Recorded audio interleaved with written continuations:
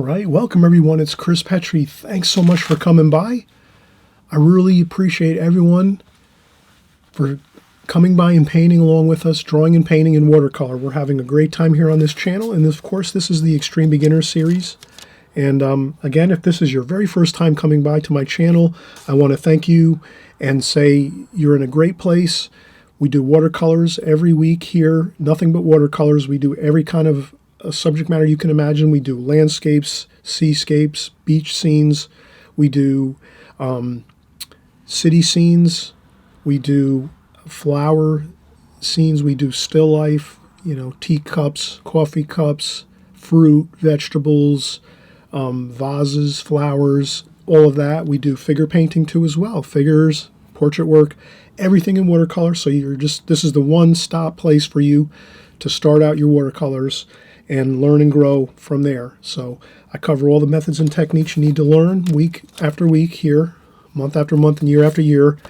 I'm always very proud to say that I teach my methods and techniques over and over and over again in each video so that you're always constantly hearing it and practicing it so that you don't forget it and it becomes part of your routine, which will, again, you'll be able to create beautiful paintings after a short time versus wasting time on other things that are not going to really get you to the place you need to be. You need to have those fundamentals and the basics of watercolor down, so I cover those all the time in my videos, so you'll just be naturally learning them from the very beginning. So here, the first painting we're going to do on this series here is a landscape painting. Look how beautiful that looks. We cover all the techniques, methods here, of course. In this painting, it's a glazing technique painting, which means we're glazing with light washes of color and building up layers darker and darker as we go until we're finally done with our darkest darks in the painting. And you can see what a beautiful three-dimensional look we have with this painting. I cover all the details of how you're going to create this painting step by step, from the drawing all the way on through to your final touches of some little dabs of white paint on the fence posts, so that you have every detail covered and you can create this painting. And you can create this in this size or even larger. You can eventually work this up to a very large size painting. Therefore, you can have a great time, frame it, put it in your place, your house, your home, your apartment. You can give it as a gift to someone. Absolutely beautiful, exciting looking painting of a kind of an overcast day in the beautiful countryside with a gorgeous barn style house here. We call this a farmhouse. Basically a farmhouse with a lake and a river and a green field here, grass and purple mountains in the background. Just a gorgeous design for a painting, lots of excitement, three-dimensional quality to it. And then on our second painting here, we're going to do two today. We're going to do a city scene. Look at how gorgeous this is. Beautiful, warm and cool colors, the warm reds, browns, golds, some greens and blues for the cools. Warm and cool everywhere in this painting. City scene, figures in this painting, so you have some figures. I cover all the details of how you're going to create this painting as well. Everything from the start of it, drawing this painting, to the figures, the glazing, again, glazing technique. So this is the glazing technique. You're doing all the light washes first, the very, very light washes, very light amounts of water and paint. And then finally, toward the end of the painting, you're doing all the darks. And then finally, we do the figures and a little bit of a detail here on a clothesline. And we talk about how to do some extra little fix-ups here and there if you need to in your paintings. If something doesn't go exactly perfect, you can do a couple touch-ups on the clothesline and some different things like that. But overall, a really beautiful looking painting. So these two paintings you're going to do on this tutorial here. Welcome aboard, everybody. So let's get moving. Let's start with our video, and we'll start out with our first painting, which is the landscape painting with our farmhouse and fence posts and beautiful green fields and purple mountains. Okay, let's get started.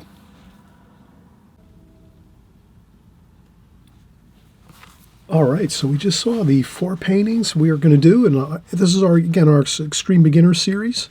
And we're going to start out, we'll do our first painting, which is going to be a landscape painting with a house in the top portion of the painting, and we're going to kind of cover just the basics of how we get to this painting. And it's basically a small composition. So with watercolor, we're just going to basically, a lot of times we're just going to focus on smaller compositions at first, especially your first couple years. Try some larger paintings every once in a while just to kind of get the feel for it, kind of see how it works, all the moving parts work compared to doing smaller compositions. But smaller compositions are really great to work on because it's kind of a focused area of concentration you have with your drawing and your painting. And you can kind of just really, it's like more manageable sometimes. The larger paintings, I know when I first started watercolors, after a while I started right from the beginning, maybe doing some larger paintings here and there, and they were always way more difficult. And so that's why I say, if you can do maybe smaller compositions at first, and then eventually maybe after a year, well, it's up to you. You can try bigger paintings anytime you want, but I just, there's a technique to it. There's a method to doing larger works, larger paintings on larger watercolor paper versus doing these. And these here, smaller compositions, this is like maybe like 5 by 7, 5 by 7, 5 inch by 7 inch, each division here. So a little more manageable to work with. And but you do it, you're the artist, you branch out, do larger paintings when you want to. I'm just saying it's a little easier, I think, working on smaller focused compositions in the beginning. So the first thing I'm going to do is get my hash marks here. Where am I going to put my horizon line, where the uppermost parts of the mountainous areas and land are, and then where's my sky going to start and go up this way. So I think a little more than halfway is going to be good. So if this is halfway approximately, the center here is about halfway. A little bit above center should be fine. So then I'll just start there with my sketch. And maybe I'm just going to get the line of the distant hills. And then there's we're going to just a small house here.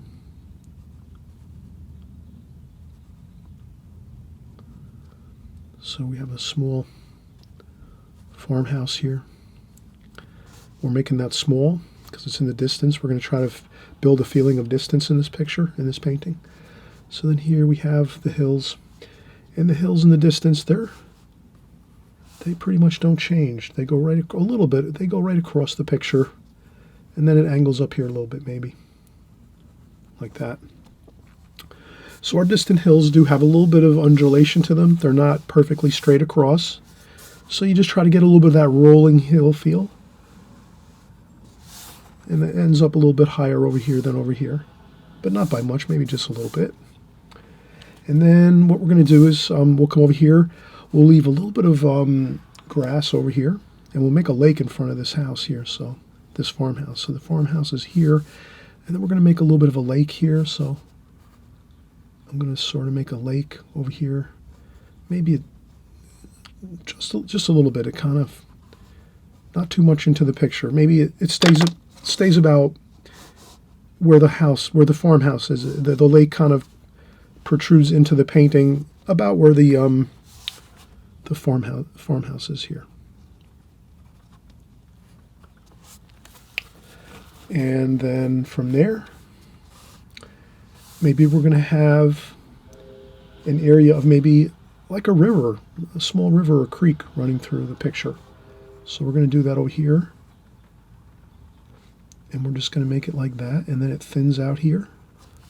So it gets a little bit wider here. That'll be our creek and river. And then there's some rocks and things over here. And then over here is more of the hills.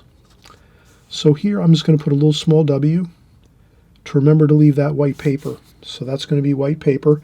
And the same thing over here, I'm going to leave this white paper. So I just put a light W in there and we can erase that later. Does that make sense? If you want to leave something like white paper to get a really bright look to it, like maybe something like water, we're going to make the sky very light. So we're going to want to keep the paper light where the water is, and that's the lake over here, and then this creek or river over here, small river. So that's why I'll put the W in there. And then once we're done painting the darker green grasses and hills here, then we can just erase that. So that's what I'm going to do. And I think we're looking pretty good. We got the farmhouse, the distant hills, the lake over here, and the river over here. And then I think we're pretty good. And then we're just going to do a couple lines like this just to show where we're going to kind of want to make some brush marks and some light and shadows that kind of curve around like this, kind of bringing us into the picture, bringing us to the farmhouse here. So we can make some brush marks and brush strokes and some light and shadow to kind of make these like little berms or little hills curving into the picture and kind of leading us over here to this farmhouse in the distance over here. Then we're going to have much more interest and feel to this. So I hope you can see that, how I'm doing that. I'm kind of building the painting first with my drawing, my sketch lines, and that's good. I think we're all set here. So I'm going to take a quick break. Once I'm done drawing, I usually always take a break. Hope you'll do the same, refresh a little bit. Then this way when you come back, you can maybe look at your pencil drawing and say, oh, you know what? Maybe I just need to adjust like one thing or two at most. Basic thing is we don't want to erase a lot on our picture. Once you have it lightly penciled in, you want to just leave it that way. And if it's not perfect, don't worry about it. You know, you can always start another painting later. We'll just keep working through our paintings here as we go. And we take our time when we do our pencil drawing at first, so you can see how I did everything slowly. You know, I made my farmhouse here, a little bit over from the edge of the paper. Made it quite small. If it varies a little bit in size, that's okay. Maybe try to make it smaller than larger. And then our distant hills we got in there. We did our lake, our creek, and then our lines here on our grass and our hills over here, leading our eye into the picture over toward the farmhouse over here and the lake area. Okay, so I'll be right back, and I'm glad you're here. And if this is your first time here ever, welcome. Thanks so much for coming by. On this channel, we do everything watercolor. So we'll do landscapes, we do seascapes and beach scenes, and we'll do cityscapes. We do still life with fruit and we do flower paintings. We do lots of flower paintings on this channel. We do figure painting with figures and portrait paintings. We do everything here. Everything's watercolor. We'll just go step by step. And it's a beginners. This series, the Extreme Beginner Series, is for everyone that's sort of just starting out. You might never have picked up art supplies before, and this is the channel you're going to stick with if you're just starting out, never touched any paints or paintbrushes and all that, because I just go step by step real slow and kind of just explain everything I'm doing here. And then it's just not a problem. You just kind of pick it up as you go, and the more you watch my videos, you'll just pick up more and more and get better and better, and consistently you'll improve. And that's all there is to it. It's just consistency. That's the main thing. The mother of skill. Repetition is the mother of skill. So if you're going to have skill, you have to just repeat things over and over and over and over again until you just eventually become so smooth and so easy, it's like effortless. And that's basically how painting is. The more we practice, the easier it gets and the more free-flowing it is and fun. And it's fun in the beginning too. So if you make some problem brush marks, you make some mistakes, you make a bad painting, not a problem. In the beginning, you'll probably make mostly not such great paintings, but a couple are going to turn out really good. You're going to be surprised because you're getting better, and that's what's going to happen. You'll get better paintings as you go, better paintings. But in the beginning, I made tons of crummy paintings, lousy paintings in the beginning, just boxfuls of them. I probably could stack 2 or 3 feet high of all the paintings I did in the beginning when I first started that were just terrible. But I just kept going and going and going, and that's how we do it. We just keep working at it. Take your time, enjoy, have fun, enjoy the process. That's the main thing. You'll enjoy it when you're creating better paintings, no doubt. You'll have more fun when you're saying, wow, I can do pretty much most of my paintings are coming out halfway decent, and once in a while I get a really great one. In the beginning, most of them are kind of not so good, but you get a couple halfway decent ones in the beginning, and that's great. So you just enjoy that and just say, hey, that's the way it is in the beginning. And then as you go, you're going to be surprised. It'll get easier and easier for you. So I promise you that. And if you stick here on my channel, I cover all the basics all the time on every video, so you'll just constantly be doing the basics over and over and over, and that'll get you to where you want to go, doing better paintings, and that's what I want for everybody. So glad you're here, and we'll be right back, and we'll start painting.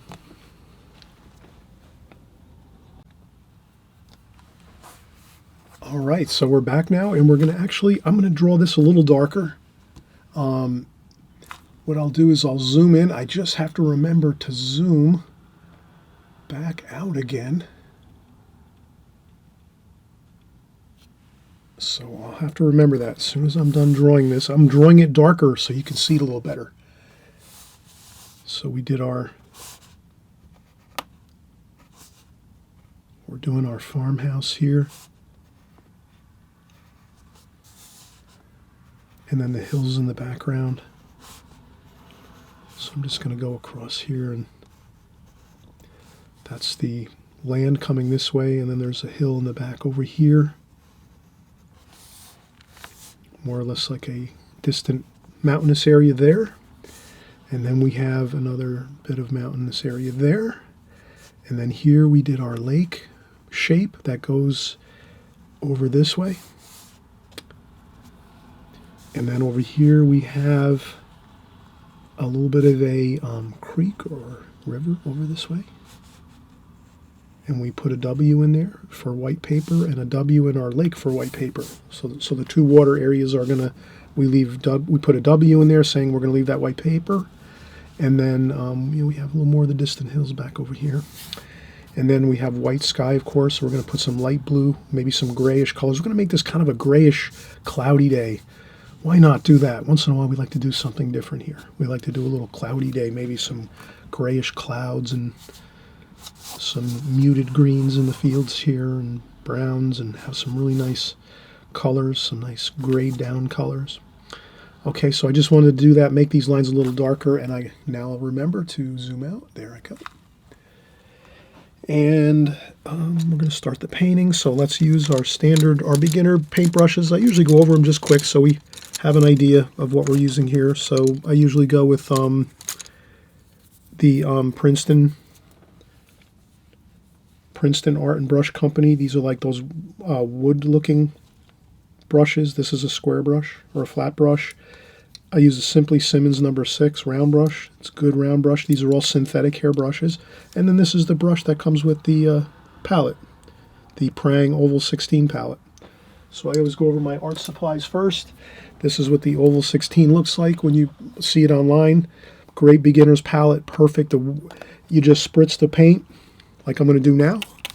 2 minutes before you begin painting, you just spritz with a small spritzer bottle. You can get these at the dollar store for $1, and you just spritz the paints with a little bit of this water. So I'm just spritzing just a little bit of water on there, not flooding it out, just moist, getting a little bit of the mist onto the paint to just moisten it up a touch, and that's good. And you'll see that's perfect. In just a minute, it's going to be all ready to paint. And again, the Prang Oval 16 set, semi-moist watercolor paints. This is my older set, so I just started running out of colors, so I started a new palette here. And I arranged the colors in my own specific pattern, which is warm warm over here on the left, and then cool on the right-hand side. So you can kind of see my colors, how I change them. Once I get the new palette, I pop all these out. They come right out, these paints.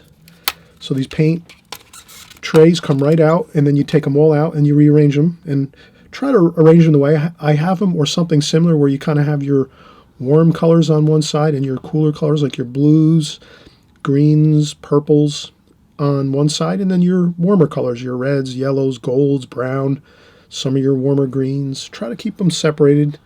And if you keep them this way, whatever way you set them up, leave them that way every time. Always set it up the same way, because then you'll memorize it. You'll memorize the order of your paints, and this way you won't be guessing where the colors are. You'll just automatically go there. You won't even realize it, but you'll just be going right to your colors really quickly and working on your painting a lot faster when you have your colors arranged. And if you keep them in the same spot all the time, you'll notice you'll just memorize where they are. So that is a real good thing to remember. And you're the artist. You have to set them up the way you want to arrange your colors. That's fine, however you want to do it. And let's start out. I think I'm going to start out with my Simply Simmons round brush here. I think I'll do this in a glazing technique fashion, so I'm going to go with maybe some lighter colors first. I'm going to go with this. This is like a black, so I'm going to go with some black paint there. I have fresh, clean water in my water bucket.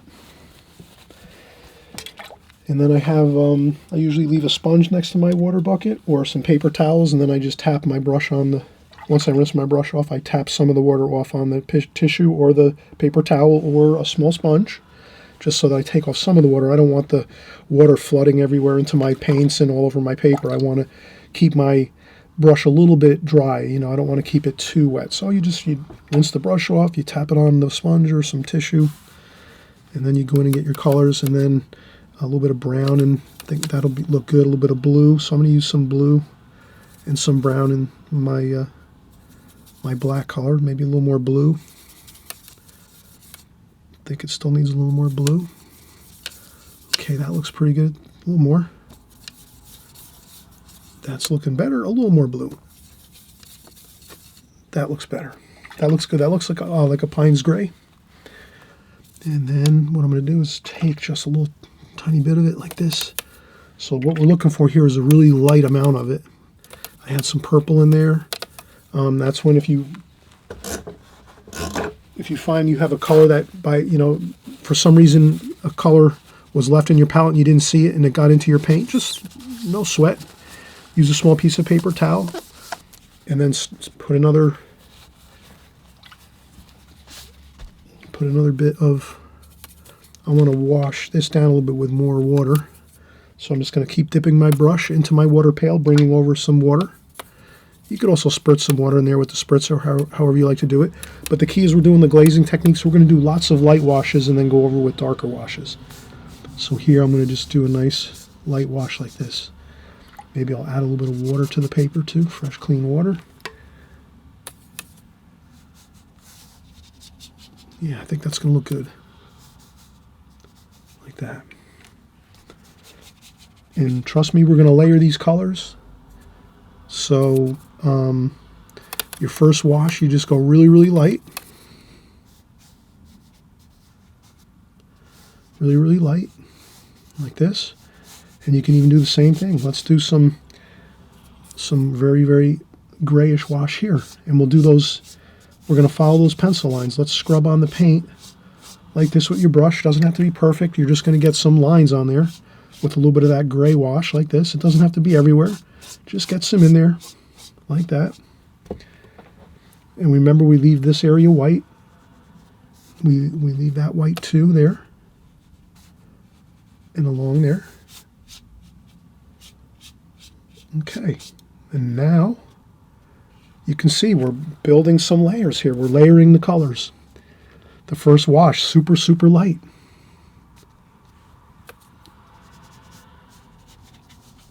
Maybe I had just a touch more dark up there, but that's all.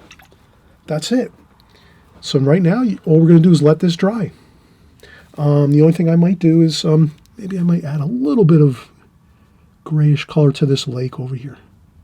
And maybe a couple little tiny spots in here of gray color.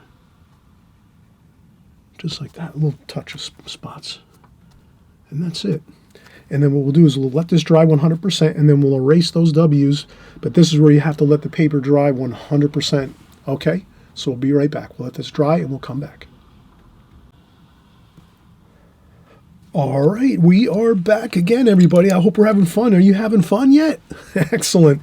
Hey, I always mention, too, on my videos once in a while, I just say, feel free if you, if you'd like to subscribe to my channel. It's an excellent thing. You'll get my videos all the time. You'll be alerted when they come out, and this way you won't miss any fun that we're having here doing our videos, especially our extreme beginner videos. It's as easy as just clicking on the subscribe button down on the right hand side of the screen, and if you click the notification bell, all notifications, it's the top bell. That just means that you'll just be alerted each time a new video comes out that we're making on YouTube. And that's all there is. There's nothing else to it, no gimmicks. You don't get any emails or phone calls or text messages or anything silly like that.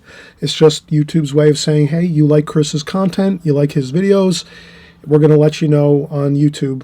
When you open up YouTube and you're watching YouTube, you'll just see a little bell that says, Chris has made a new video. That's all it is. And it helps me too. It helps my channel grow. So I hope you'll help me. I help you to help me. So I help you paint. And if you help me by clicking on subscribe, we both work. It works out great for all of us. So thanks so much. And thanks for all the thumbs up too. Thumbs up really helped me a lot, as well as your comments, which are great comments. Everyone's leaving fantastic comments in the comment section. Appreciate all the kindness and kind things you say to me and give me all that encouragement. It really keeps me excited about painting on YouTube. And so I'm so happy to be here and painting with you. And we're learning together all the time.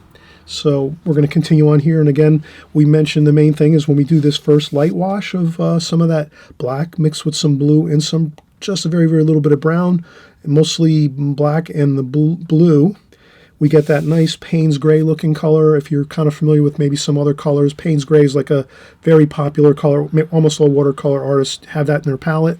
Payne's Gray, which is kind of a bluish black. A gray comes out to be looking like a gray pretty much when you use it with a lot of water. So that's what we did here. We kind of mixed our own Payne's Gray with these colors. You can do that. You can mix all of the popular colors you'll see out there with these colors in this palette as well. And I'll explain how I do that each video. And so does that make sense about letting this dry 100%? Because now that it's dry 100%, we can use our kneaded eraser, and we can erase that W here and over here.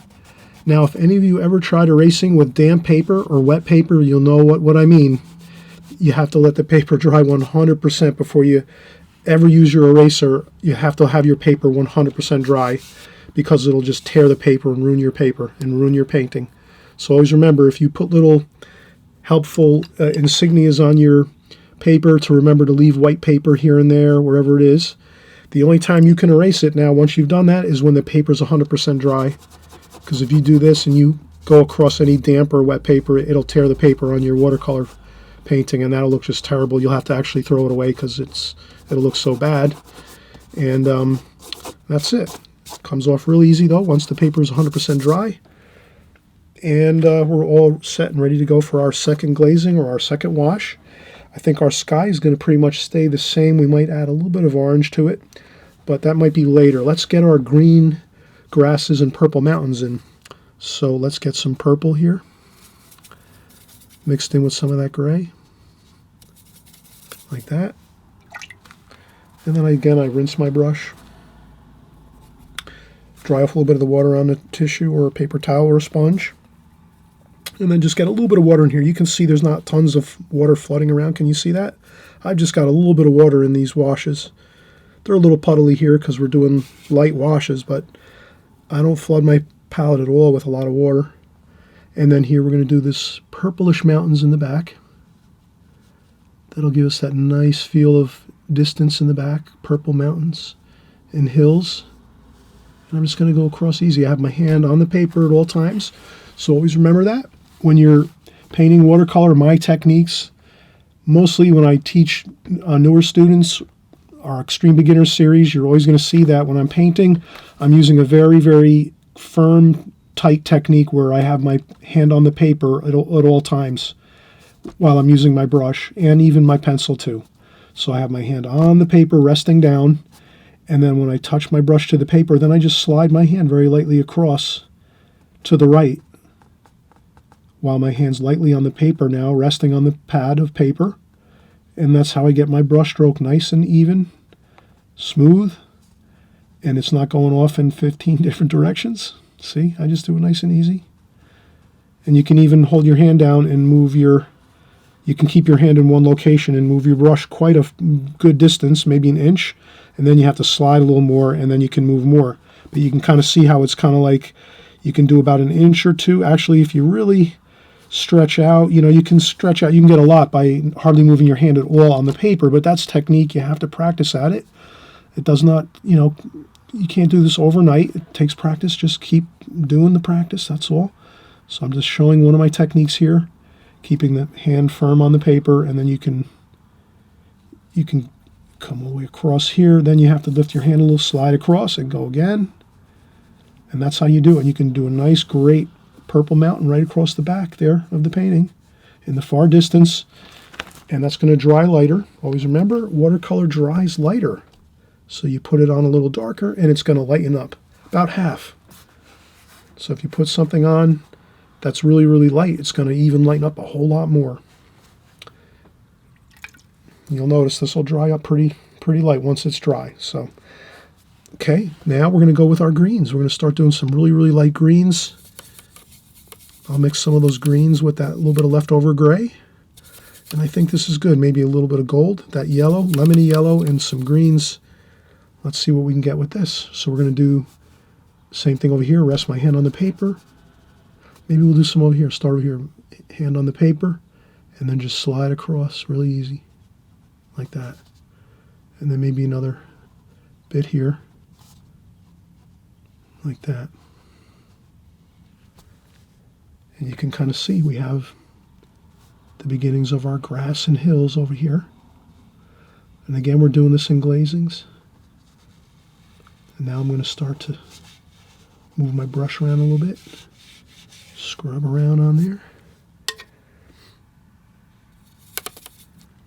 Put some over here too. Okay, so that's all. And we leave some of those little bit of bits of white. Can you see how I've left those little bits of white in there? If I zoom in a little bit, you'll see. I've left little tiny little bits of white lines. So I left little spaces in between the purple mountains and the green. And that just gives us a little more interest. Like it looks like there's more layers to things going back into the painting. I'm going to zoom back out again. Okay, so we're doing our light wash of green. So it's that lighter green in the, this is like a leaf green or an olive green with a little bit of gold, yellow, lemony yellow. And then we just sort of got that going on to the paper here. And then we spin around. So I'm going to start to do my lines, my directional lines like this. So I'm just curving around.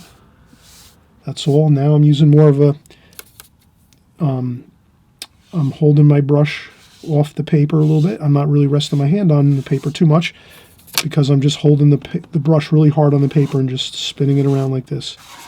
I'm just making some brush marks and I don't have to worry too much. I can just throw them on like this as long as I know I'm not going into that lake where that white paper is. I want to make sure I'm leaving the white paper for the lake. And then I do this here. And we're just doing those lines like this, right around.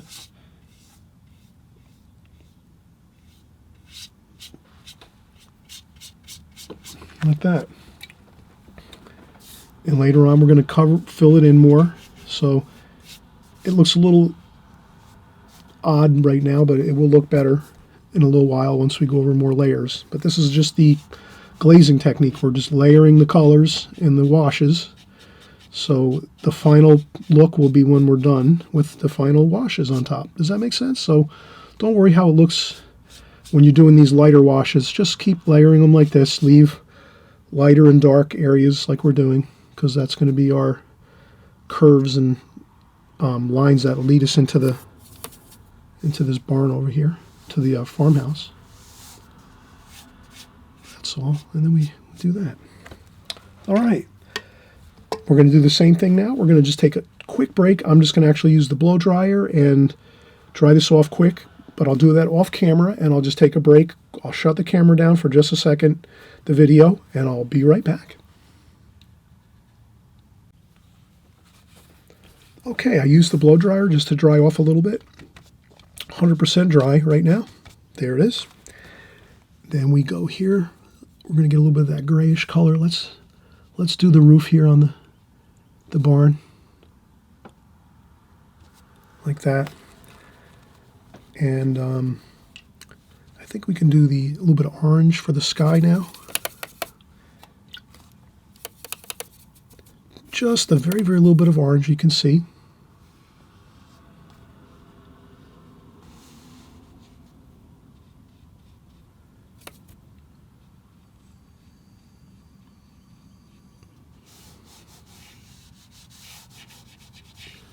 Just like that.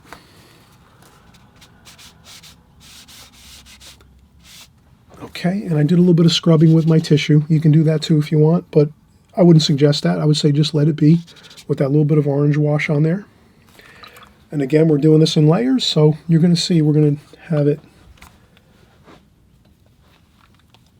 We're going to make it look really good as we go, as we build up the layers. All right, so we're going to go a little darker now here. I'm going to use a little bit of that purple too, maybe over here. I'm going to take that purple color and then dry my brush off on the tissue so that I have very, very little purple, but just a little bit on there to where the water is. Just to have a little bit of that on there.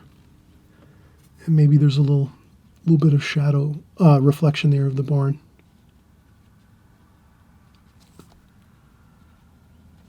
Like that. Excuse me. Sorry about that. I have a bit of a cold. I'm sorry if I coughed on the camera here on the video. Okay, so there we have it. And let's get some more gold. So now we're going to start gold and green, maybe some darker green. Let's do some darker green here. A little bit of brown, green, gold. Okay, so now we're going to start getting some more darker colors. Wow, look at that. Isn't that great? We're going to start to get, and we're just going to do the same thing. We're going to just hold our brush and swing the brush strokes around like this. And do that, and just kind of, there we go. And swing the brush strokes around. And then maybe we'll add some blue. And there we have it. Now you can get some of those darker colors in there. And then you can swing them back in too. Like that.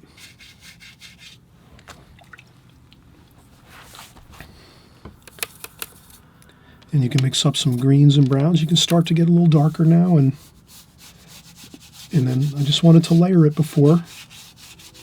Just so we have those layers of colors. And now you can kind of see. It's all coming together. Like that. We're going to leave it just like that. And if you can imagine, we're going to actually go over it again with another layer of color. Here. We're going to go with some more gold and orange. Like that.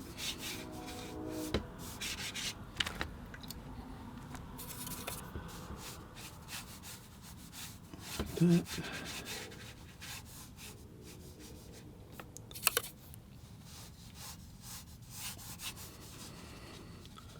So I just added some more gold and orange. And I try to get these lines in along the tape. So when you lift up your tape, you want it to be nice, like a good crisp line there. So don't worry about that. Just make sure you try to get that tape line covered good so that when you lift up your tape, it looks good and finished, like a finished line. And that looks good. And then we're going to go with some gold. Some gold and some light green. More gold here. I'm going to try to get this a little lighter, so I rinse off and try to...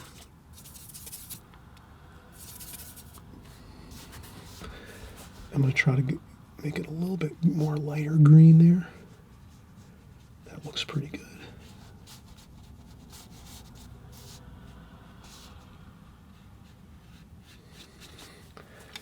Then again, if I need to clear off a spot on my palette, good.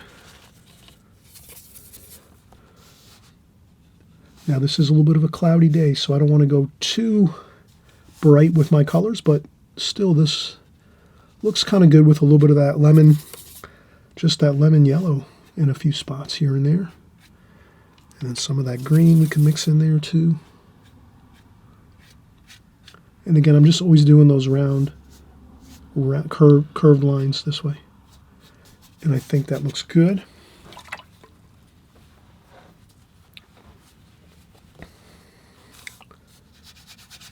You can smooth out some areas if you think it looks too... You can always smooth out a little bit as you go. Kind of get a little more blending.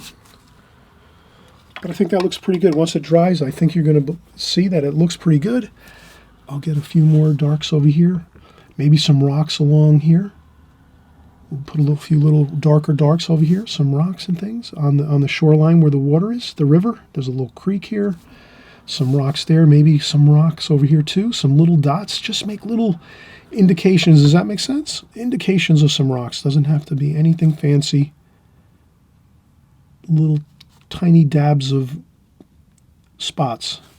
Bigger rocks over here, tiny, tiny ones with the very, very tip of the point of the brush, barely, just little tiny specks like that over here along this area. And then over here, same thing, tiny little specks of rocks.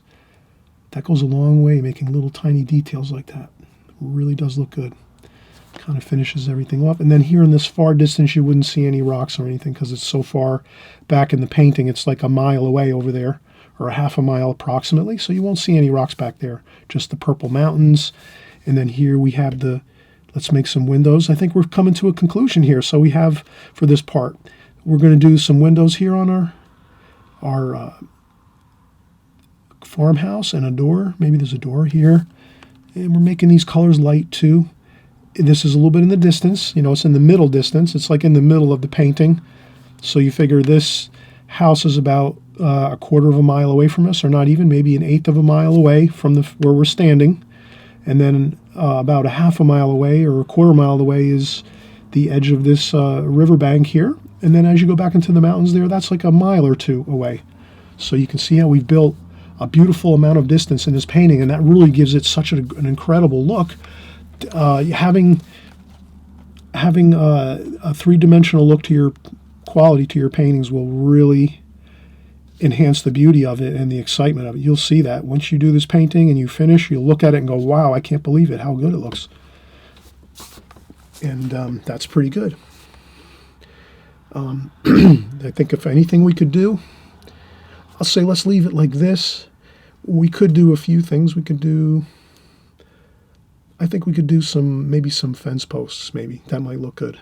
Kind of, because this giant bit of grass and hills here, and these little grass areas, it looks a little bit like there's not enough detail in here, that it just kind of doesn't look as good as it can look. So let's try. First, let's take a break. I'll come right back, and we'll do maybe some fence posts here, leading our eye into the painting.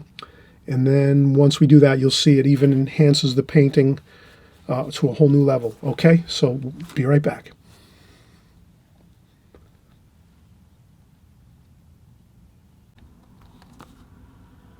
Okay, we're starting back up again, and we discussed right before we finished our last little segment here. Do you remember that, what we said? We kind of were talking about how this large green grass area is kind of like a little boring. It's a large area of the painting, and yet it's just grass and a little bit of mud and some directional lines which look great. Again, we're trying to lead our eye into that section of the painting over here, which is our farmhouse. So we created our farmhouse there. And but we need a little more something here, and I guarantee you once you see me do this, you're going to say, yeah, that really does make a huge difference. So let's try it. I'm going to make some fence posts. I'm going to pencil the lines in first, and we'll make them a dark color. I think a dark color will look good. Dark will be very noticeable and look really good, but it won't be too bright. Like if we made them white, it might look like it's taken over the painting. So let's, I'm going to start out with one fence post, let's say here. So this one here I'm going to make like that. And then we'll make another one here. So they're going to stay the same height this way. They're just going to get smaller this way. So you might just say, you could take your pencil line and just make a curved line across the picture like that. And then you can barely see it, but I have that line there I can see, and that's where I'm going to make my my other fence posts, and they're all going to be at the same top height. And I make them a couple this way, a couple that way, like, you know, a couple standing straight, couple. And then as they go into the distance, they just get smaller and smaller, and they get closer and closer together.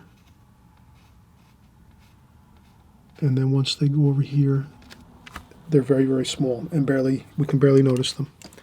So now, to make our fence posts, let's just get some black and add that to our our brown. Brown, blue, maybe a little bit of red, and some black, and some orange, more red. And then we're going to dry off our brush on a piece of tissue. We don't want too much paint on there, but you can see how thick that paint is. That paint is super, it's just basically straight paint. With that little bit of spritzer that we started off with, you make this paint really thick. It can't be puddly like this. You see how that's puddly? Like that? It's got to be super thick. No, it's no puddles like that at all. Just super thick paint, straight paint.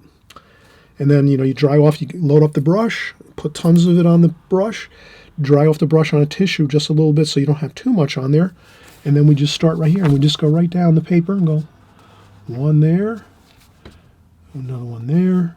And I'm just following my pencil line that we just had. One goes this way, one goes that way. They don't have to be all the same. And they get thinner and tinier and skinnier as they go until eventually you can barely see them. And that's how we leave it, just like that. And maybe one more here, like that. And one larger one like that. This one here will make a little bit thicker. So we make them a little thicker over here in the front. And then as they go into the distance, they get thinner. So that's all. And just like that. Perfect. Now, does that look a lot better? I think it does. And then to just make it even more exciting, we're going to do a little bit of white paint. So that now I'm going to take some titanium white. You can get this in a tube, a small tube of titanium white paint. Any white paint will work. I will make sure that I clean my palette off just a little bit. I want to clean a section of my palette for just the white we're going to mix now. So I'm going to just clear out a little bit of palette, a little bit of yellow, and brown to make like a yellow ochre looking color. Yellow and brown. Touch of orange. That kind of looks like yellow ochre. Then I dry off my brush. We put some white paint on there like that. No water, just paint. No water, just paint on this part too. Same as the dark brown fence posts. And we take that white paint, mix it in with a little bit of that golden color, golden brown color. Like that. And then we get our brush, load it up with that color, like that. We dry off a little bit on a paper towel or tissue. And then we'll really dry it off a lot. We don't want hardly any on there at all, but just a little bit. And then we try it out. We're going to try to do some wires here, like this. And we just try to swing them across like that. And then over there we can barely see them, like that. Another here, a couple there. And we dry off again, 100%, almost, just a little bit left on there to get the smallest bit of. Then we can take our finger and just blot up a little bit of, kind of, once in a while, don't be afraid to go in there and scratch a little bit at your painting with your fingers or the brush and just mellow out a couple, scrub off a thing or two.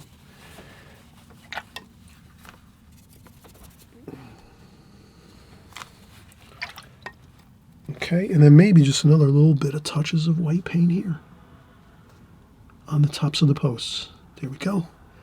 Just a dab or two right there on the tops of those posts will really bring that to real excellent excitement. There we go. A couple of spots, just tiny. And as they go off in the distance, you can only put specks of paint on there. You can't do anything more than that. But if you can get those couple little specks of paint on there on the tops of those posts, that really makes it look good. And then we can get that straight paint like that. Like that. And then it's a cloudy day, so we're not going to have too much shadows here. So I'm not even going to worry about the shadows on these things. We could add a little shadow, maybe a little purple with that brown. And maybe a little shadow here. Maybe it's high noon, so there's just a little bit of shadow going this way here. Like that. So maybe a little bit of shadow. Just a little small shadow underneath the posts. Those will dry, those small shadows.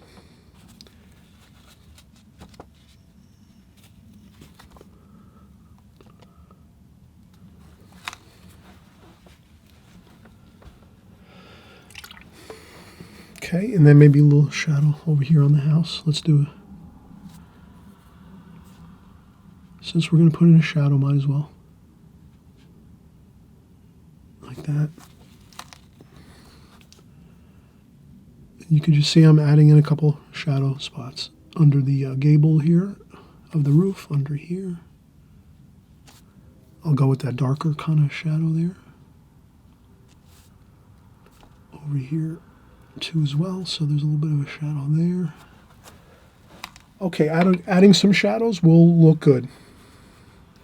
And then we can even add some shadow of the wire. So I pick up some of that purpley brown, dry it off on a tissue or sponge or paper towel, and you can even just do a little tiniest bit of light shadow there across the bottom. Just a couple spots like that.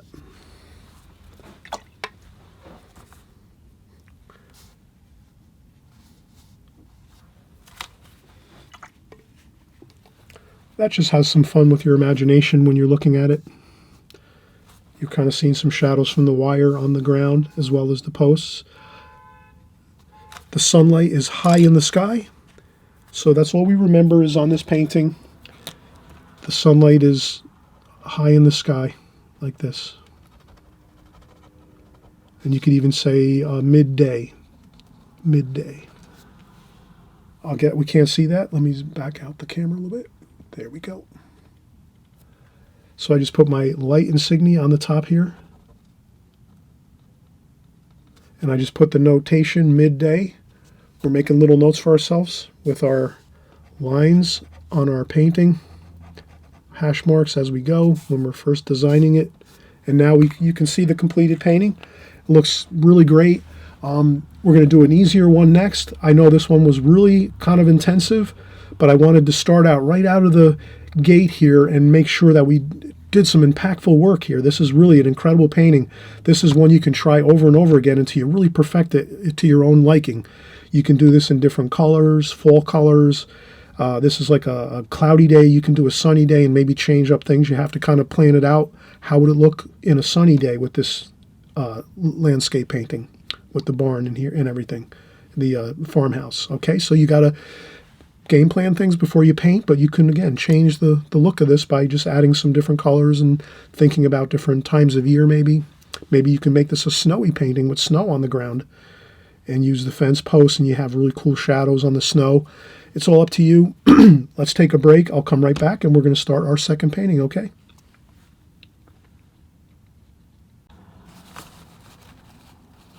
Okay, we're going to come back and do a little more painting. Let's do one more painting. I thought we were going to do 4 here, but we can't go too nuts today. We have to kind of keep it, a little bit, reasonable here. So we've completed one really beautiful painting. I think this is really just a great, awesome looking painting. You're going to have a lot of fun doing that one. And then this next one here, I'm going to just tidy up my palette here. I'll leave my white paint there. I'm going to get the rest of this here cleaned up. So I just use a paper towel, damp paper towel, and just remove all the paint that we used for the first painting so we can just start a new painting and new fresh paints and we don't have to worry too much. So that's pretty good. And I think this one here, we're going to do a streetscape. So we're doing a landscape here. Next, we're going to do a street scene. So we're going to keep it somewhat simple. This is not going to be a real challenging street scene. We're going to kind of keep it simple. We're going to make like an arched doorway. So, and what else are we going to do here? Yeah, let's just make it a street with some figures and an arched doorway. So I'm going to make a sidewalk about an inch up from the bottom of my tape. So we can always take our tape and say, all right, there's our rectangle. I like to always really press hard on your tape right around where the paper is. I wouldn't press the tape hard everywhere, but just right where it meets the paper, the edge of the paper, the edge of the tape. Make a good seal there so no paint leaks under it. Makes a much better border around the painting once you lift up the tape. And then here, again, I'm going to just go around. So we have our rectangle. We can see we're dealing with this picture space here. This is our frame. we're going to go with maybe an inch high of a sidewalk, like across, so, like so. Then now, halfway up between the sidewalk and the top of our painting, we're going to make an arch doorway, which would be like the archway going into a beautiful apartment building or some kind of special auditorium or a concert hall, or you could kind of create your own ideas with your imagination. But I'm going to make this like first. Let's make a square, a rectangle, I should say, like that. Then on top of that rectangle, we just put a arch on top, like so. So that's all. We're just going to make a rectangle first, and then an archway. And then sometimes you can find things like a coin or anything like that, or something round. And you can use something round to make your arch, so you can get a really good arch. You can find something round that fits, like a quarter, a dime, a nickel, or whatever in your country. If you have metal coins that you have, you can use metal coins or other things, caps to things, to make this round half moon, like so. And then this is all going to be dark in here, so we can just kind of hash that like that. That's going to be dark reddish brown, kind of a dark entranceway into the building. And then we're just going to make some interesting architecture here. So you don't have to get too fancy. I'm just going to make, there's some stonework around the arch, and they're like keystones that are in the and then there's like a stone border that goes around this. So I'm just making that stone border around the arch. You can kind of see that. I'll zoom in just a little bit. I just have to remember to zoom out. So while we're drawing, I can zoom in a little more so you can kind of see that. So I did the archway here, and then above the archway there's a balcony up here. So, and then along the archway, about the thickness, not quite the thickness of the arch, but close to it, we have two walls that come up straight. So again, you're just penciling in some lines.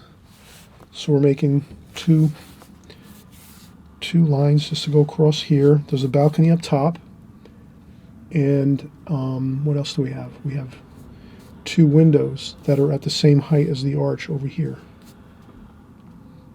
Two windows like this that come across. You can use a ruler too if you want. So don't be afraid to use a ruler to get some things straight. So we can take our ruler like this and say, okay, the top of the arch is the top of the windows on either side of this kind of like square box that's here.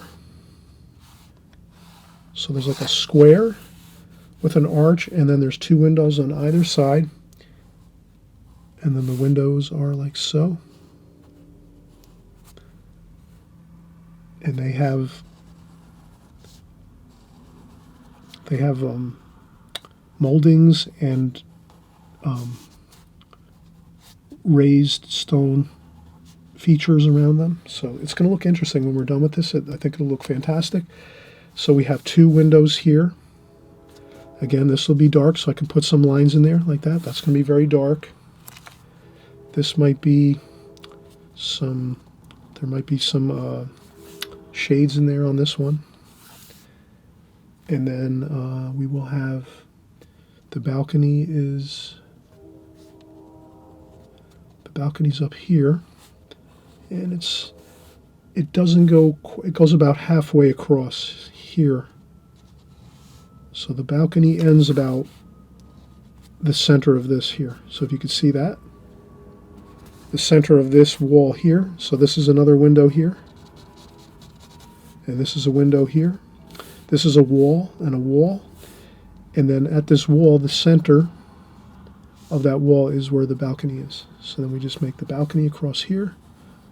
Doesn't have to be perfect. We're going to make some balustrades. So some balusters. And then we just make some lines like this, and we'll paint those in later, but just so we get some lines in like this going across. And then on top of that, more window. These are doors. These are actually like, these look like large doors where you can walk out onto the balcony. And there's a wall in between the two. So these are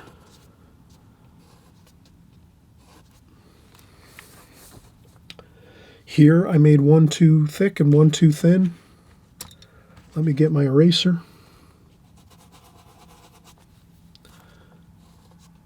That's better. There we go. So these are even. So you can kind of see. Now you can do this much more loosely. Don't get as detailed as I'm doing it if you don't want to. But you can kind of see how I'm just lining everything up. Like the center of this wall here. This is a window. Window. Wall, wall, wall over here. And then this is the arched doorway into the building. This center line of this wall here is the edge of the balcony here. And the same thing would be here. The center of this wall is the edge of the balcony here. And then these are the two large doors that are for the balcony. So people can walk out on the balcony and get some fresh air and look out over the street. And then I think for that, that's good for there. And then the windows above these on the second floor are the same thing. They are a little bit higher than the bottom of the balcony. So I'm going to start on there.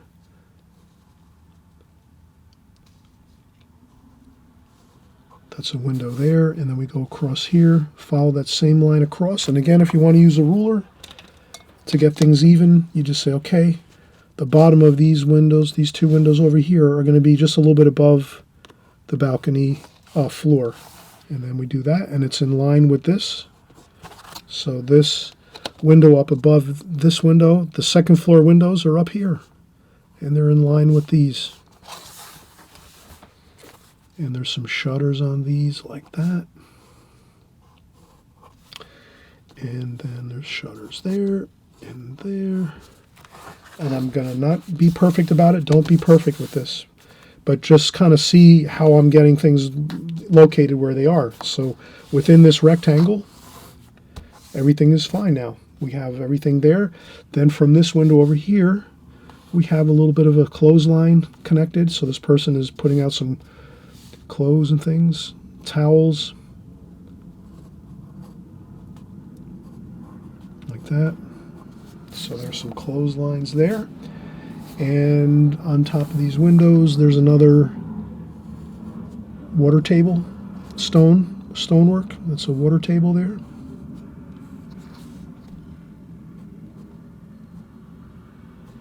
Okay. And that is good. And then the last thing we're going to do, I'll sharpen my pencil just a little bit. I'm going to just create some figures here. So maybe we're going to have some figures outside. We're going to make carrots. Basically use the carrot feature, the carrot technique, to make some really good figures in your paintings. You just pretend you're drawing a carrot, and it really works great. I use this when I do a lot of my landscapes. I'm trying to find a piece of paper here to kind of just do a quick rendering. So when we're doing some figures in a landscape painting or a street scene, figures are pretty much,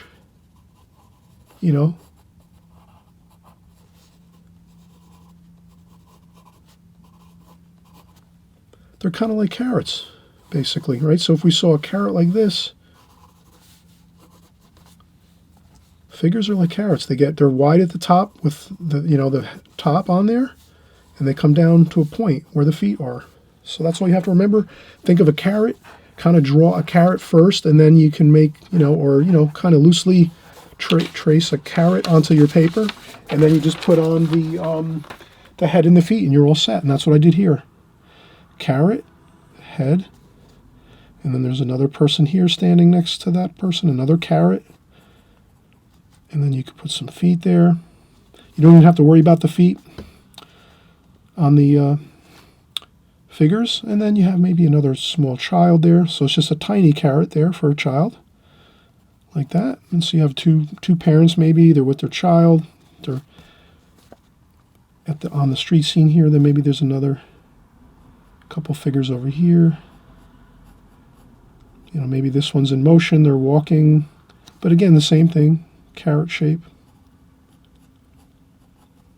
like that. And then maybe another child over here too. So you have, that's all, and then we'll paint those in. And that's all we need. And then now we're going to take a break. We'll come back and start painting. You'll be surprised. The drawing takes the longest. Does that make sense? You're the artist. You have to remember that your pencil drawings and things like that, you have to take breaks. I went through this pretty quickly. Take breaks. Maybe break it down into 3 parts.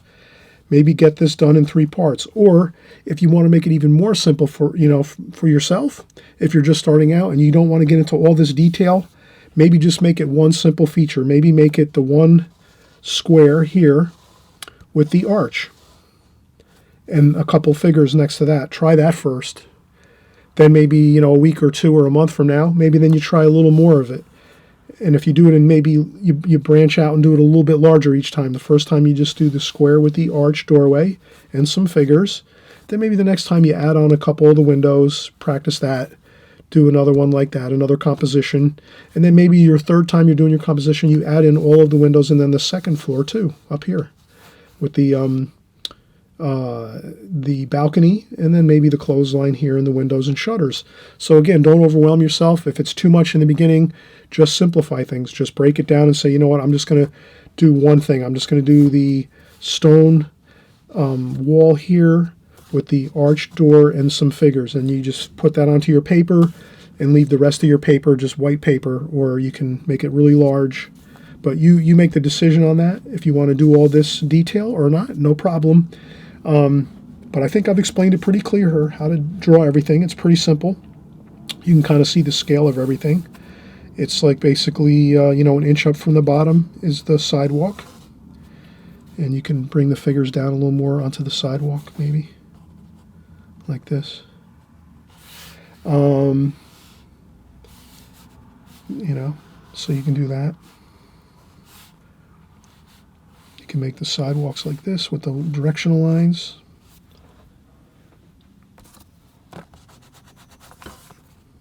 So you decide how much you want to do, how much or little, or you might want to just skip this one. You might not like this one so much, but you really rather do this one.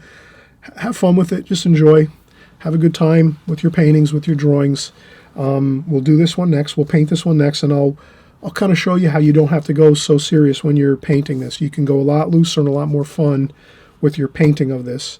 But when you do draw it, you kind of have to, slow it down just a little bit, kind of go with the brakes on a little bit to get the drawing done, somewhat accurately if you can.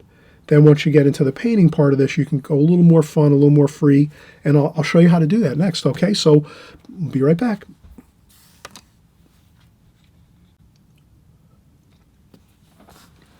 Okay, we're getting started again, everybody. So we're going to paint this. I'm going to zoom back out.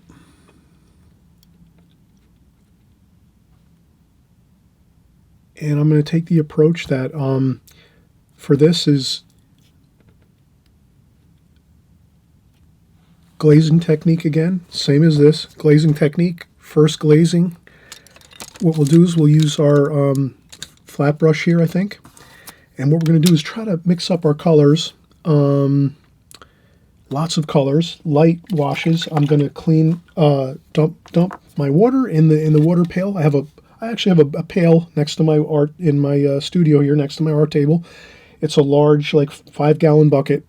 So whenever I'm done with my watercolor, the water here, you see how the water is kind of murky looking and muddy looking? I always change my water at least like 2 or 3 times during a painting, most times. So whenever the water gets muddy looking, I'm going to put it into the water bucket. I put it into the water bucket, start out with a clean bucket here. If I run out of water, I usually have bottled water or nearby.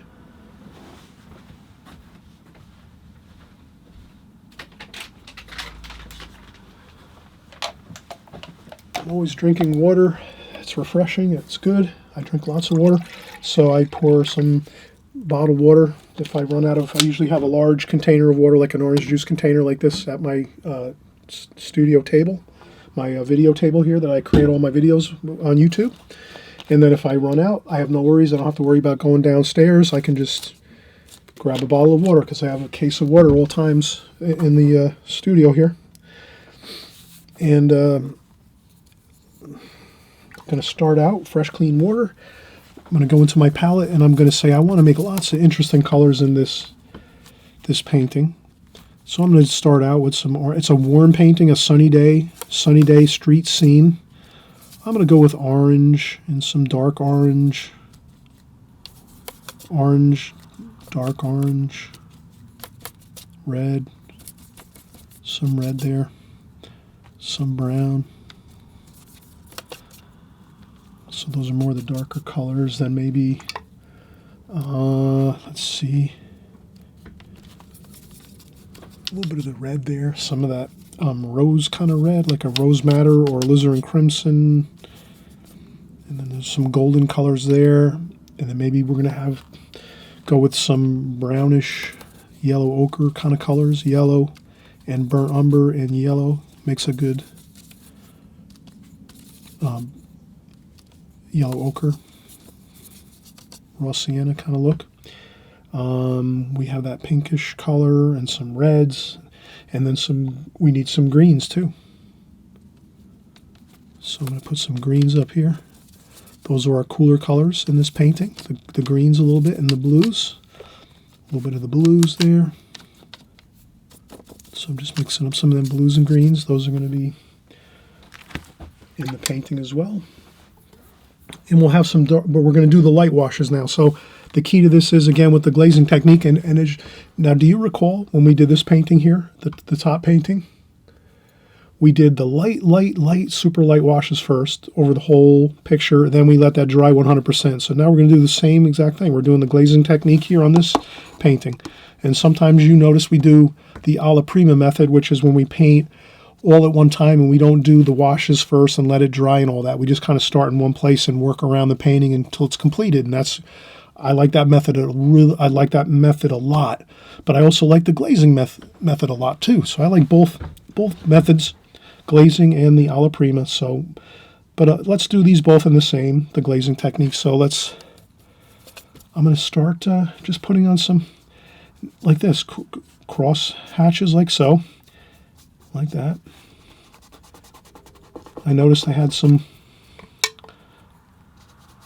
other splotch of color there. There was a little mess of color there. Not a problem. You can always wet it and lift it up and you don't even see it.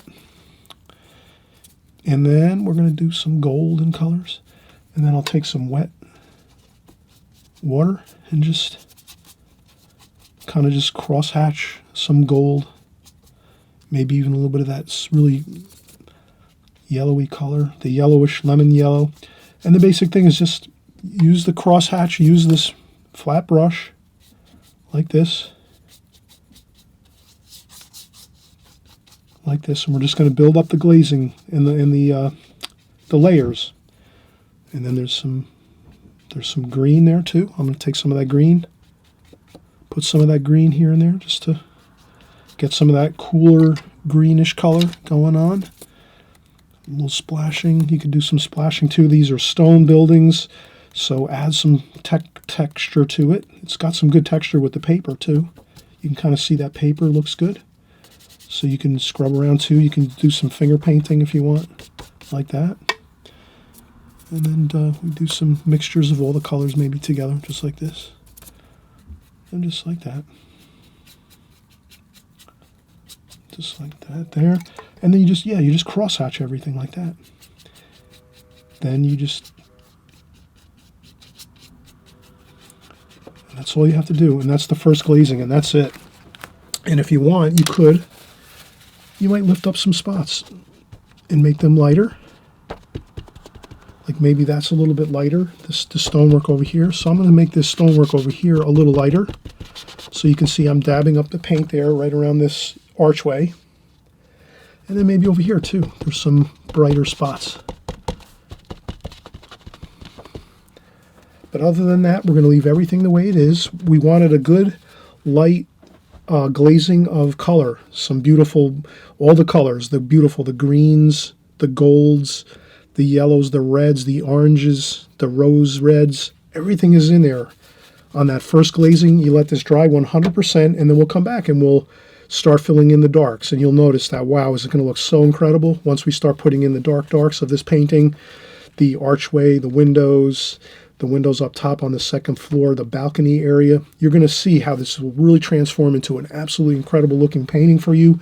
And it's just a composition too, so always remember, don't worry about it. This is not, you're just practicing your compositions here in a smaller format, focusing in on your energy on the smaller composition where you're working out your colors, your washes, your sketches first. And then, from there, once you're kind of getting familiar with everything, doing your smaller compositions, then you start making larger paintings as you want. It's up to you. And you can even go smaller than this too if you want to make half size. So maybe 3 inch by 5 inch or 2 inch by 3 inch. You can make even minier versions of this too if you like with your paints and everything. But I think this is a good format, like a 4 by 6 or 4 by 5. That seems to be really good, where you're really kind of can see everything really clearly, and you're kind of using your tools, your brushes, your paints and everything, and it's kind of working in a good way where you're getting the feel for it, and you can kind of start enlarging things from there if you want eventually. But even small ones too, if you want to do mini versions of this, that's fine too. If that's what you like to do, you're the artist, you decide. We're having a great time here, we're having fun. So let's come back once this dries 100%, and we'll come back and we'll start doing our darks.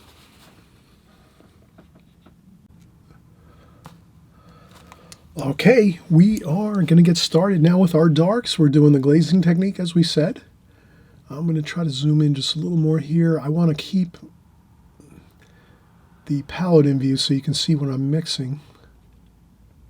That should be good. Okay, so we started out, we used our flat brush for this painting to get some really nice color onto our paper. Warms and cools, we had some greens and blues for the cools, maybe more or less greens. I don't know if I went too much. I think I did a touch of blue there, but not much, just mostly green. That's a cool green that we put in here. And then we had, again, all the browns, golds, oranges, and reds here in this portion of the palette on our first light wash that we put on with our flat brush. And we got that all on really looking good. You can see the texture of the paper. Looks really nice to leave some texture on there. We did some finger painting a little bit, scrub around a little bit, get some texture going. Now we're going to go in and use our Simply Simmons number 6 round brush. Synthetic, of course, these are both synthetic brushes. And again, I always mention this, you hear me say this, right? I always tell everybody, if you're just starting out in watercolor, synthetic hair brushes work better because they don't fill up with as much water. So when you're using your paint brushes, you're not going to have as much water in the brushes, which would actually sometimes cause problems for newer artists, because if you're not checking your water off, like I always mention, whenever I rinse my brush first in the water bucket, I always dab onto a tissue or a sponge next to the water pail or my apron. I'll tap on my apron quick to take some of the water off, and then go in and pick up my paints and mix a little bit of paints and do what I have to do. But if you have tons of water flooding in your brush and you're not checking it off on any tissue or sponge, which a lot of times people forget to do, artists forget to do that when they first start out. I hope you won't do that. I mention it enough times that I know you're following what I'm saying. So, and this way you don't flood out your paper, you don't flood out your paints and things. And you keep a nice watch on your colors, your washes, not too much water, lots of paint. Especially now we're doing our darks, we don't want too much water, so I rinse my brush, tap a little water off, And then we go in and we say, okay, we're going to do our darks. Let's get some brown and some blue. So we're going to use some brown, some blue, some red. We'll use our reds and oranges. We'll make it a warm. So that's a brown, some reds, orange. Maybe a touch of black in there too. Blue, purple too. And if you see your paints are getting a little dry, these paints, they're so excellent, you just spray them with a little bit of water. A little bit of spritzer bottle. Just like that. Touch a spritz of water and they liven right up. And then we go back in, we get some purple, reds, oranges, yellow, brown, touch of black, and more black. I think we're going to use a really good dark there, but you just need a little tiny bit of that black. That black goes a long way. And then now let's get in here. Let's do some more red though. I want to get more red in there. And then we're just going to go in with our darks. And we're going to do our archway here with that first dark wash like this. Okay, so we're going to do that. So this is perfect. You can see right away there's that powerful dark color, tonal value here. And, you know, you can even give it a little bit of, you could dab a little bit of a tissue on the bottom portion. There might be some light in there like that. That looks good usually. Then we're going to do the same thing over here. We're going to do this top window. Kind of dark. I can see I'm looking at a reference photo, but I really can't use my reference photo, to be honest. As I always say, I don't want to take away from anyone else's artwork and things like that. So if I'm copying from somebody else's paintings, let's say, you know, I don't want to do that. So sometimes I'll use some ideas from other people's paintings, but I'm not necessarily trying to copy it or, you know, steal it or anything like that. We're just basically, we're practicing here. So that's what we're doing. We're practicing our watercolor. And we're not really trying to benefit from it really that much other than practicing. So, and then over here, I can see this is pretty dark too. Black. Okay, so we got that there. And again, you're careful. You keep your hand resting on the board.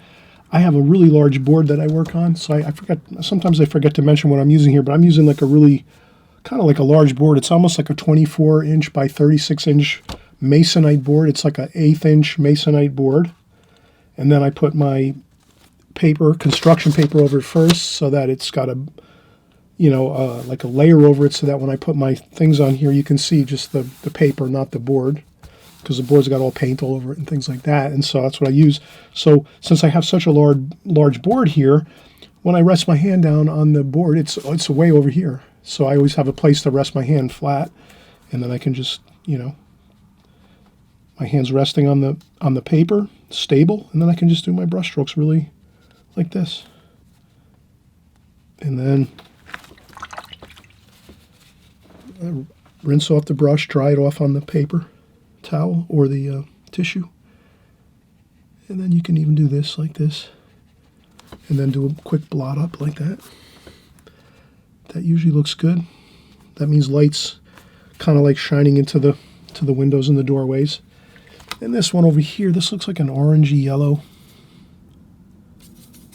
A little bit of an orangey yellow kind of thing over here. Like a this looks like someone has a shade hanging on the, or it could be a piece of plywood or something. I don't know. I think it's like a shade actually. I don't think it's plywood.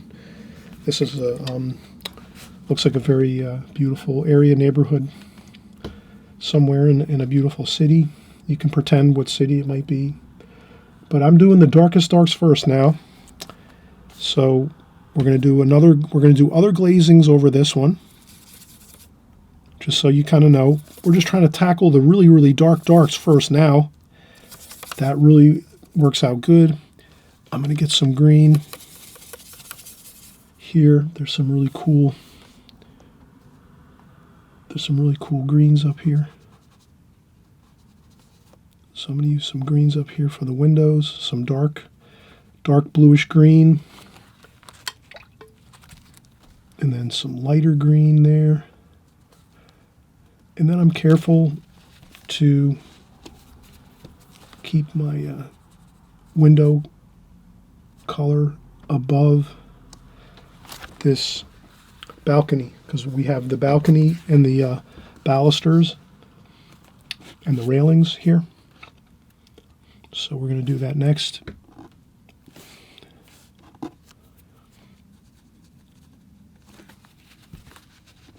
And sometimes if you have an issue, you can blot it up with a little bit of, you can lift up some paint with your tissue, and don't worry about it. And then blue. And you can tell too, we've been painting like an hour or more, so I'm starting to get tired myself. So when you start to get tired, you don't worry about it. You take a break, you come back at it the next day. I'll press on here and get this video done so we have a good video to work from. So, you know, I want to make sure you have some good work to do for this weekend to work on. So I'm going to press on here and get these this painting done. So you can see here, darkest darks. I'll put a little more dark up there on the very top of these windows. And what else? So we have some darks over here. Those are lighter. For some reason, there's a dark here. And there's some, and you can kind of see I'm just having a good time here. I'm going to get some shutters on there. There we go. So we have some shutters there. And another shutter over here and another over here. Here we go. And what else do we have? Well, let's do some of those brown. And I'm just using these same colors. Green, brown and green. Muddy, kind of a muddy looking color. I want to try to get these shadows in under here. So these are the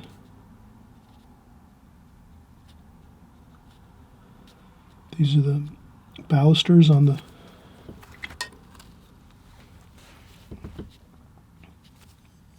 and we're just going to do some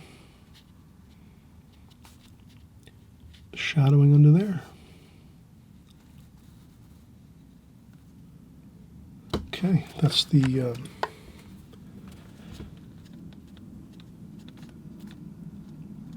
those are the balusters for the railing. And then there's some more shadows under here. And then there's some dark greens over here. And this is some more darks under here. So these shadows will go right down here. And they kind of go around there. They go over here. They go over there like that.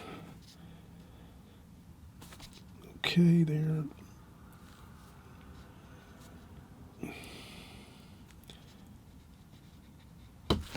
So these are some shadows.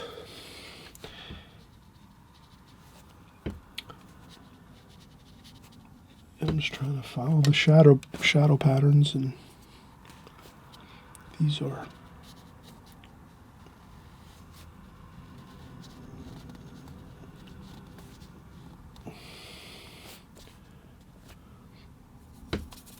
okay, and then I dry off some of that on a paper towel. And again here I'm going to start to do a little more quicker.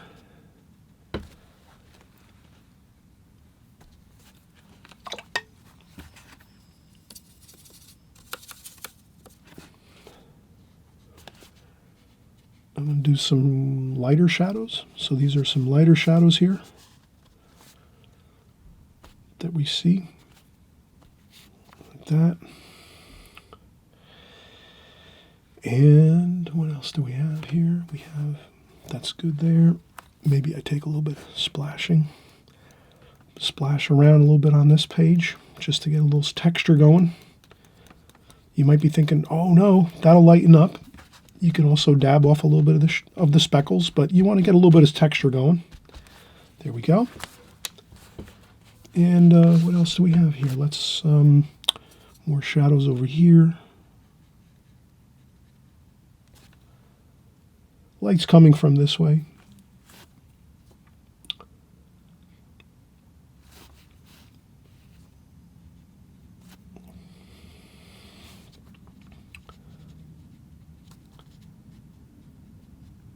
Okay, there's some other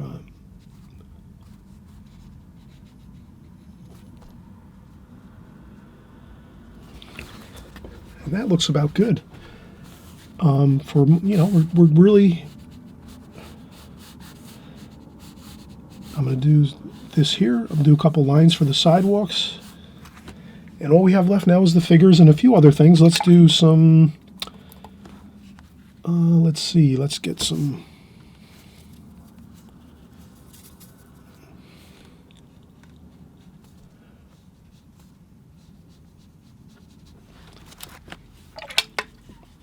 okay. Perfect time for a break, maybe.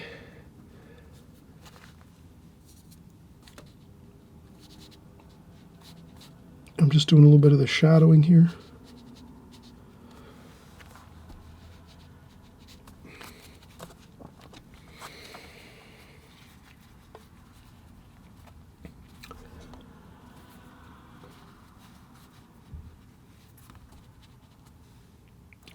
Okay, so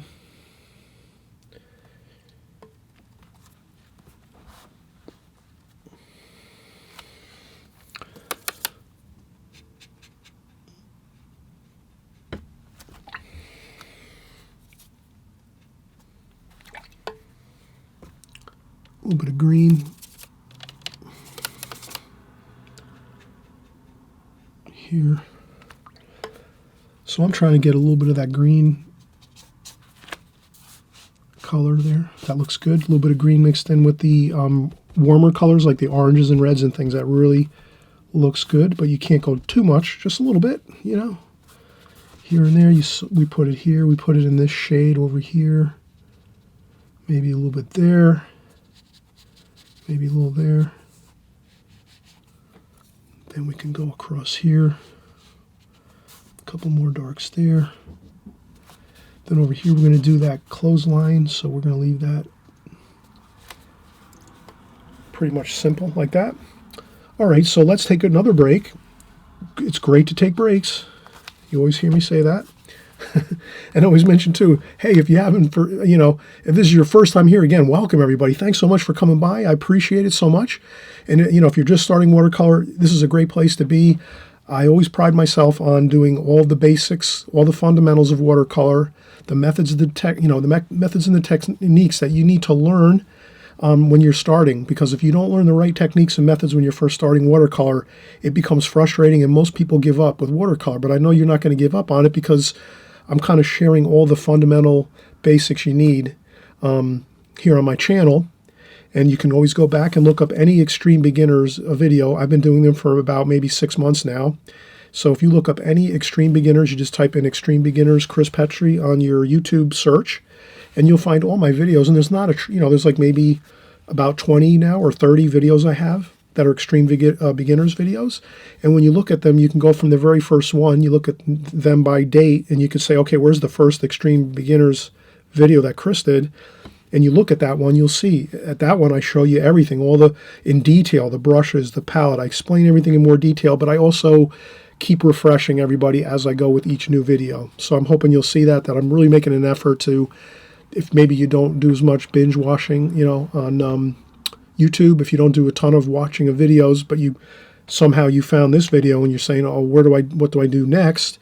If you just keep watching my videos from here going forward and you hit the subscribe button below, this way you won't lose my videos. You'll be alerted each time a new video comes out. You just stick with us here each week, week after week, month after month, and after a year or two, you'll have watercolor. Really, you'll have a handle on everything, the basics of everything, and then you'll just, from there, you can do as much as you want from there. But you will have the basic fundamentals from that point. After about a year of watching my videos, you'll absolutely have that solid base of knowledge that you need, because I cover those methods and techniques every week, week after week, and month after month. And so we're going to come back again, and I always say, take some breaks, have fun, and you know, you can. What's great about watercolor, you can paint one day, and then 2 weeks later, come back and start working on it again. You don't have to do this the next day. If you want to start this painting or this painting up here, you can start it on one day and then come back a week later and start working on it again. Or 2 weeks or a month later, if you have something you're really busy and you can't get to it, you could take it at your own pace, do it at your own pace, is what I'm saying. Don't feel like you have to do this every day, but I do suggest practicing drawing with your pencil or your pens 10 to 15 minutes every day. That's the only thing I say. Please, please, please practice your pencil and pen drawing every day. Just pick it up and draw one thing a day. An apple, an orange, a pen, a paintbrush, something you look out your window, a tree, a house. Try just one thing a day for 10, 15 minutes.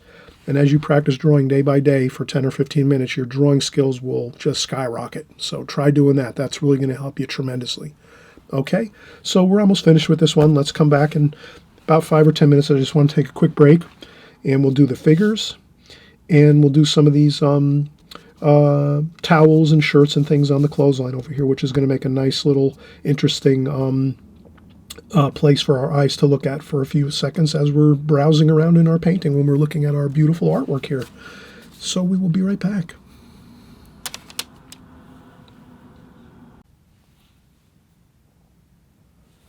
All right, everybody, we're going to finish up this painting. We're going to have a great time doing it. So we're going to do our figures, and we're going to do some of these. This little small clothesline over here makes a little interesting feature in the painting, kind of, you know, dresses things up a little bit. So let's start out. We're going to do maybe some figures. So I'm going to use my, this is the stock brush that comes with this set, with the Prang Oval 16 set. It's a synthetic brush. Again, synthetic brushes are great for newer artists because they're actually, they don't hold as much water. So that means you're not going to be flooding out your paintings with too much water, or your palette with too much water in your paints. So just a great way to go. I'm going to make some dark over here too, some purple and blue. So purple and blue, and then some of that reddish brown. You can kind of see we're going to do. And then we're just going to do some of the figures here. And again, we talked about how we want to do carrot shapes. So here we're going to have some carrot shapes like so. So that's the bottom of the carrot. And again, I always rinse my brush, dry off a little bit of water. And then we're going to do some orange and red over here. Just like that. And we have a little red and orange for the... So you could have fun doing this here. So we can have a carrot shape there. And a little bit of... So we have the... we can pick up different colors. So, you know, you try to pick up different colors and make these colors a little, you know, interesting for the figures. You know, you want to change up some colors, purples, reds, blues, like that. So I'm going to do that. And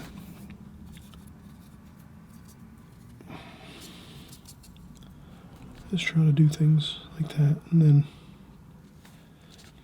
I'm trying to make there's a child here. And a little bit of a shadow. So there's some shadows along the bottom here of these figures.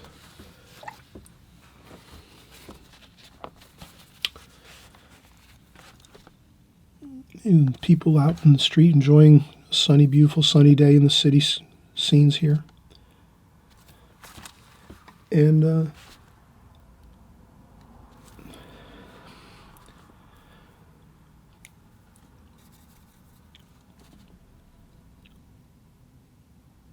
Again, the carrot shape works great. And there's these figures over here. I'm going to have a figure over here. I'm going to do like that. This person's maybe coming out of the building.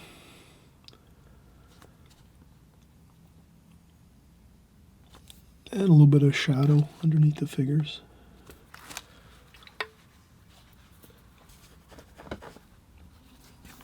Again, you can't go wrong with the carrot shape for the figures. So you start out kind of like a carrot shape and then come down to a point like that. And then you can make some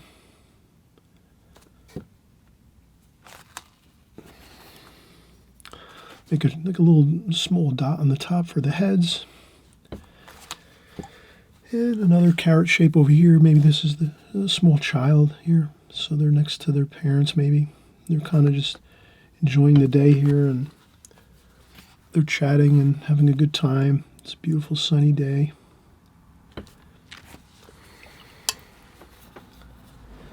And that's good. We have our figures good. Then we're gonna come up and do these clothesline area. So I'm going to use some of the greens and blues. So like a greenish blue, not too dark, for the shadows. So let's do that. Let's get the shadows under here. And a little bit of blue maybe mixed in there, maybe a little bit of that purplish.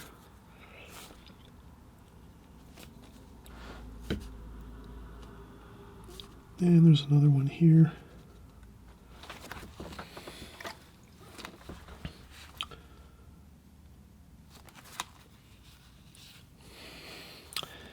And we can even touch these up a little bit too, because I think I kind of painted over them a little too much. So that's what I'm going to do. I'm going to paint around them a little bit. That's what we'll do with our white. We'll take some of our titanium white that we used before, and we'll do that. We'll go over the top. Let's do some of these. Let's do that. So here you can use like gouache. You can use gouache, or you can use some of that titanium white, and we can get back some of those lights that we kind of painted over before. So maybe you can kind of see how I'm doing that. I'm just doing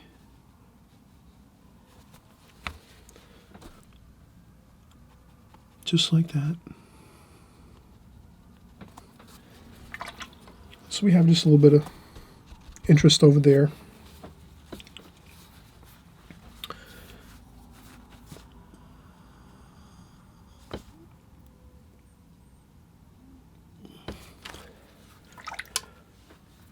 Okay, I could have left this white paper. I should have left it. Maybe when you do this painting, you might want to put little tiny W's in these areas of where we have these towels and shirts and whatever we have on the clothesline here. If you put a W in there and you leave that white paper, it's a little easier to paint around it with the shadows and some of these other colors up here. Putting white paint on top of that isn't as good. Doesn't look as good, but you can use that for a, you can do that to do a little fix-up. So that's a little bit of a fix-up technique you can use, adding a little white paint to something. And then here we're going to do the same thing. But this here is fine. This looks great. You just take a little bit of that yellow ochre color, which is basically titanium white with a little touch of the golden orange and brown mixture. So it's not straight white. It's got a little bit of a golden color. And then we just put a couple dots of light on our figures here. That really looks good when you add some light to the tops of our figures. So that's what we're going to do here. We're going to put some light on top. Like that, like this. And that looks much better. Like that. And that's it. We have a perfectly gorgeous street scene. Maybe a really super bit of couple really darks there, here and there. Like you can go in and mix up that real dark over here, which is like the brown and blue and purple with some red. Get some super darks. And you can start putting in a couple really dark accents in here along your painting. So this might be like the lines here, like that, like that. And you can add a little dark over here. And the more dark you kind of make things here and there, the more you see bright sunlight in the picture. So it kind of looks brighter. Like that. Pick up some more darks over here. Can you see that? And you can even go in and get some black.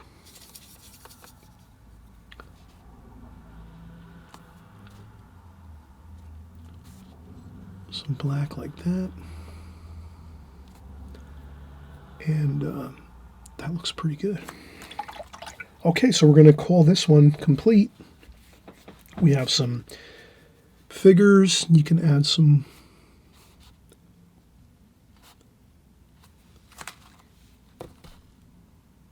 shadowing a little bit there. And I think you'd be very happy when you complete both of these paintings. You'll really see a beautiful landscape, a beautiful city scene with some figures. You'll be tremendously happy. So I'm glad you joined along with us. Please hit the thumbs up if you like this video and you want to see more. Leave comments in the comments section. Ask questions. I'm always in the comments section answering questions and trying to be a part of this process we have here. So I want to make sure I'm getting you the answers you need. If you have questions about any of the paintings we're doing, the techniques, the methods, whatever it is, always ask questions. If you have any concerns, please let me know. And other than that, we're going to see you on the next video very, very soon. And again, this is an Extreme Beginners series, so I'm really grateful. I'm very grateful, actually, that we're all working together to get everyone up to speed on watercolor, the techniques, the methods, and we're going to have a lot of great paintings ahead of us. So we'll see you on the next video, okay? Happy painting, everybody.